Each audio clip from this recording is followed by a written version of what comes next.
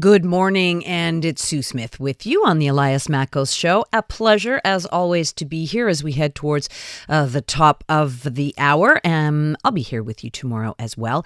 It's time, we do this every week, to check in with someone from Montreal's Executive Committee.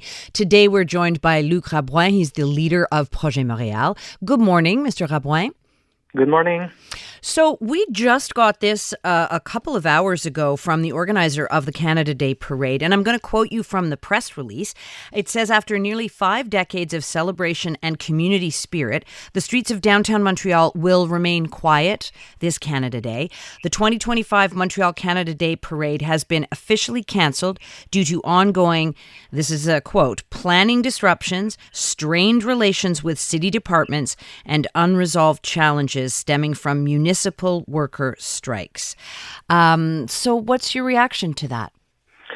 Yes, I just heard about that, and it's very bad for us, for everybody, for Montreal, because I would love, like Montrealers, to participate in this parade this year.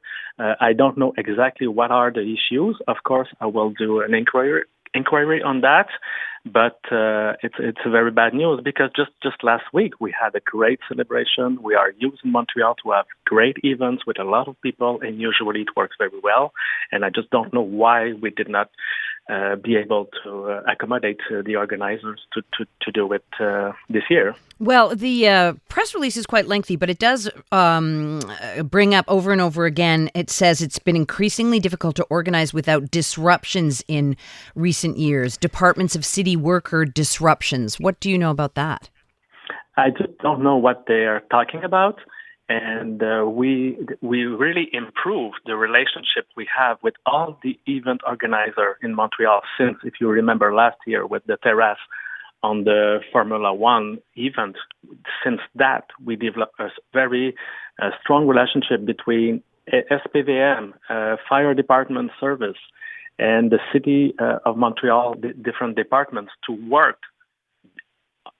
way before the event to really sure that everything is well planned, well organized, and the City of Montreal is in a position to facilitate the organization. So I can see that it didn't work for the 1st of July, the Canada Day, and I'm very interested to know why we did not succeed.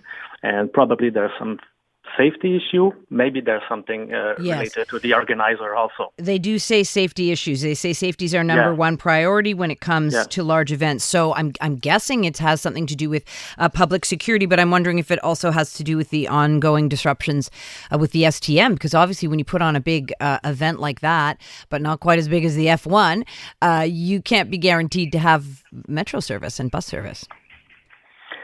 Yeah, but now the strike is over. We have mediation. The negotiations are ongoing, and we, of course, with the mediation, we are optimistic that we will find a solution for this conflict.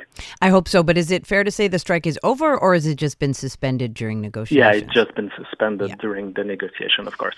All right. Well, lots of bad news, I'm afraid, coming out of the city. Maybe you'll be able to turn it around for me. But also on Monday, the Ombudsman of Montreal released a report which was pretty damning and highlighted some major administrative failures across several boroughs. And I'll just mention a couple of them. Residents in Plateau Mont-Royal were charged 25 times more than they should have been for temporary parking permits, because they had to have a construction. A lot of it seems to do with construction. They paid $9,000 for 4 spots over 29 days. There was another case in Mercier-Schlager Maisonneuve. A developer waited 3.5 years for construction permits. Also worsening homelessness in Milton Park. I mean, this is obviously a bad bilan for the administration. What's your reaction, and what are some of the solutions? Mm-hmm. Every year, the ombudsman focuses on different things that don't work very well in Montreal, and we always use that to improve what we are doing as services in Milton Park, especially because I'm the leader of Projet Montreal, but also the mayor of the Plateau Montreal, we put in place a citizen committee to help. And so the part under the borough responsibility is done and well done, and the ombudsman recognized that.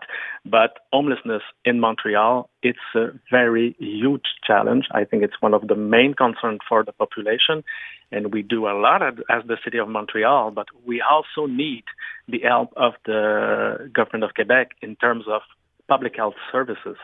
So this is a complex issue. We work very hard on that, and we also need the collaboration of the government of Quebec. And here in the Plateau, regarding Milton Park, the Citizen Committee has met. We organized that at the borough, met with the minister, Lionel Carman. He came, and he was really open-minded to hear about the citizen, and we tried to improve the collaboration we have between the borough and the minister. It's funny that you talk about collaboration because I know that homeless organizations have been speaking out because Ville de Montréal is going to be hiring private security guards in some of the public spaces, like notably the Quartier des Spectacles this summer. Mm-hmm. So, I mean, how do you square those two things? We have to combine different approaches because we have public space that have to continue to be public space. That means that is accessible for everybody. So because of the situation, the degradation of the situation in some places, like in essentially downtown and southwest, a little bit in Hochelaga Maisonneuve, we need to reinforce security to be sure that people feel safe to use their park and public spaces. So we don't really have the choice for that. That doesn't mean that it's resolved the problem because the homelessness people need help, need services, need place to stay, to live. They don't have a roof over their head. So we have to continue that. And we are always trying to find a good combination between helping the homelessness people and guarantee the security and the use for the population of the public space and parks.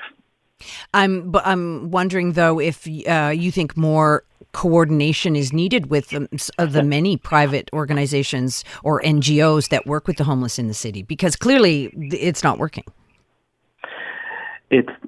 Something works. It's not working because we don't have all the resources we need. We had this discussion with Lionel Carman here in the Plateau, and the minister said we are developing services for mental health issues because some of the people that are homelessness, not all, but some of them need health services because they have mental health problems. So the government is developing some services, but for the people who are taking drugs, alcohol, they don't have the services right now.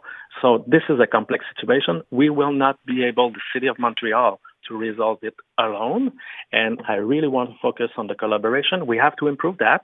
You're right. Yeah. But we are doing things, but we have to improve that, and we don't have the choice. We are depending at the city. We are depending of the collaboration of the government of Quebec, and they are depending on us to be sure that we have the most efficient solutions. We have to work closely, more closely. Uh-huh. All right, Monsieur Rabouin, thank you so much. That's all the time that we have, but I appreciate you coming on. Thank you for the invitation. Goodbye. That's Luc Rabouin. He's the leader of Projet Montreal, not really getting any answers. And to be fair, it is a little bit unclear why they have canceled the Canada Day Parade. Of course, stay tuned to CJD. We are going to try to get to the bottom of that. Was not the City of Montreal's decision, that has to be said. And it is a bit unclear. Ongoing planning disruptions, strained relations with city department, and unresolved challenges stemming from municipal strikes. That's what the press release says.